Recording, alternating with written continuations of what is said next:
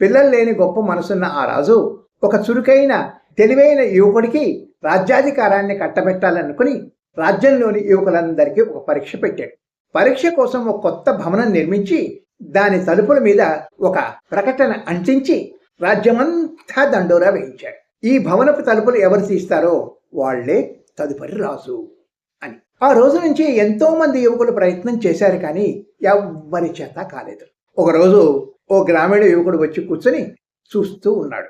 రాజు అతన్ని, నీవెందుకు ప్రయత్నం చేయడం లేదు అని అడిగాడు.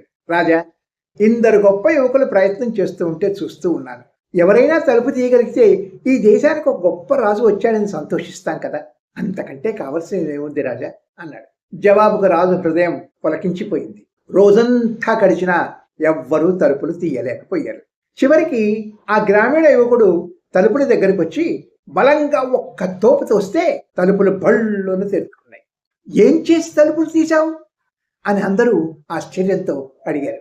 నేను ఇక్కడ కూర్చుని తలుపులకు ఏ విధంగా తాళాలు లేవు కదా, ఎందుకు తీయలేకపోతున్నారు అని ఆలోచించి వచ్చి తలుపులను బలంగా ఒక్క తోపు తోశాను. అవి తెరుచుకున్నాయి, అంతే.